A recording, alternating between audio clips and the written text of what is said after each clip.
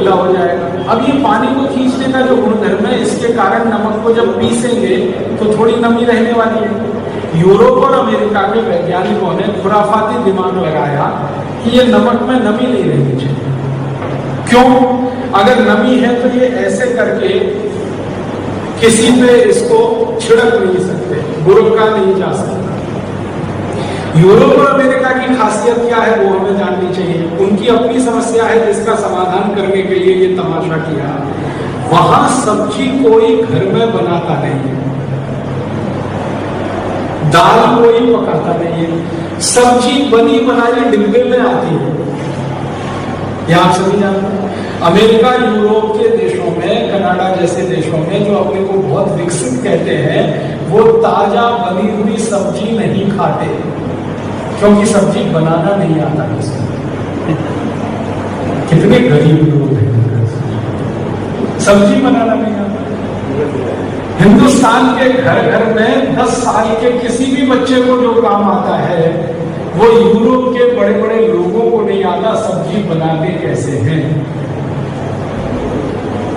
Computer, super computer, electronics और सारी दुनिया का तामझाम करने वाले हेड्रोन कोलाइडर बनाने वालों को सब्जी बनाना नहीं आता। अच्छा, सब्जी बनाना आता क्यों नहीं है? कारण है कि सब्जी होती भी नहीं है।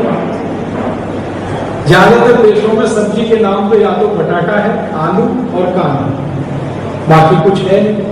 तो सब्जी बनाने के नाम पे कुछ है नहीं, प्रकृति ने दिया भी नहीं है, उनको आता भी नहीं। तो सब्जियां वो दूसरे देशों से खरीदते हैं, बना बना के पैकेट में बेचते हैं। अब सब्जी बनी हुई पैकेट में डाली जाएगी तो उसको सुरक्षित रखने का एक ही आधार है, नमक ना डाला जाए उसमें। नमक डल गया तो वो पैकेट बेकार हो जाए। तो बिना नमक की उबली हुई सब्जी पैकेट में बंद आती है यूरोप और अमेरिका में। जब वो खाने के लिए बैठते हैं, प्लेट पर निकालते हैं तो ऊपर से नमक डालते हैं।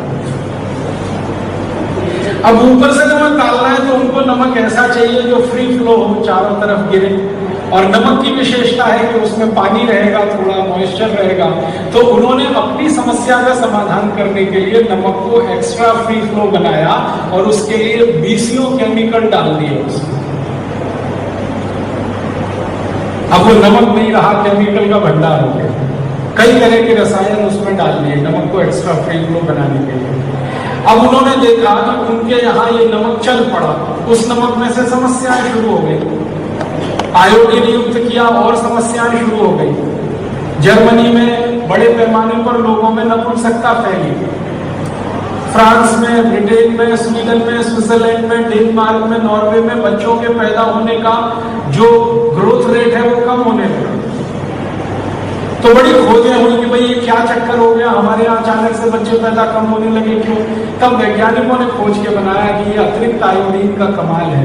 तो धड़ाधड़ सरकारों ने उसको बैन किया कि नहीं चाहिए फिर हमको सादा नमक ही चाहिए। अब उन्होंने तो बंद कर दिया, ले दे के हमारे ठोक दिया हिंदुस्तान के माथे पर। अब हिंदुस्तान के नेता तो सुभान अल्लाह, वो आपने पता नहीं हिंदी या उर्दू की कहावत सुनी है, एक ही उल्लू काफी है बर्बाद गुलिस्ता करने को, हर शाख पे उल्लू बैठा है, अंजामे गुलिस्ता क्या होता है। एक ही उल्लू बहुत होता है समाज को बर्बाद करने के लिए, और हमारे यहाँ उल्लुओं की फौज इकट्ठी होकर राजनीतिक पार्टी बना लेती है, फिर वही मंत्री बन जाते हैं, प्रधानमंत्री बन जाते हैं। उनको बहुत सारी चीजों से कुछ लेना देना नहीं, एक ही चीज से लेना देना, पैसा और कुर्सी। ये कुर्सी मिल गई तो अब इसको टिका के कैसे रखना है, अगली बार इसको बचा के कैसे रखना है, इसके लिए पैसे खर्च करने हैं, तो पैसे लाने कहां से हैं, फिर खर्चा कैसे। तो चुनाव का सारा खेल ये है, पैसा बनाना, कुर्सी लाना, कुर्सी पे बैठना, फिर पैसे बनाना, फिर कुर्सी लाना। तो ऐसे नेता है, उनके ऊपर किसी ने कह दिया भाई बहुत अच्छा आयोडीन युक्त नमक भारत में लगा दो, तो लगा दिया हमारे नेता। और लगा ही नहीं दिया, कानून बना दिया कि जो बिना आयोडीन का नमक खाएगा उसको जेल भेज दिया जाए। ऐसे मूर्खों के मूर्ख नेता हमारे देश में। कानून ने ऐसा भी बना दिया कि जो बिना आयोडीन का नमक बेचेगा दुकान में, उसको भी जेल में डाल देंगे। इन मूर्खों ने थोड़ा भी नहीं सोचा कि 1930 के पहले इस देश में कोई आयोडीन युक्त नमक नहीं था।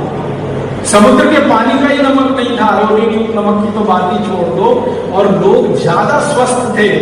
जब से ये समुद्र के पानी का नमक आया, घरों में ज्यादा बीमारियां आई हैं।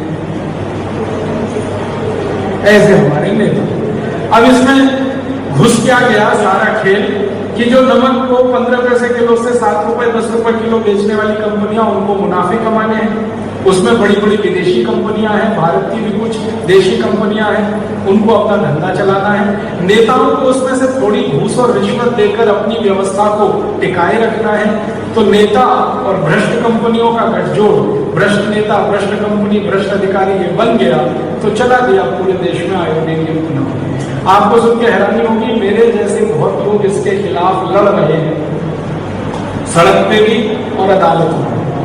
कई संस्थाएं हैं जिन्होंने इनके खिलाफ मुकदमे किए हुए और उनके फैसले भी आए। एक इतना अच्छा फैसला आया महाराष्ट्र हाई कोर्ट का कि जबरदस्ती सरकार किसी को आयोडीन युक्त नमक नहीं खिला सकती।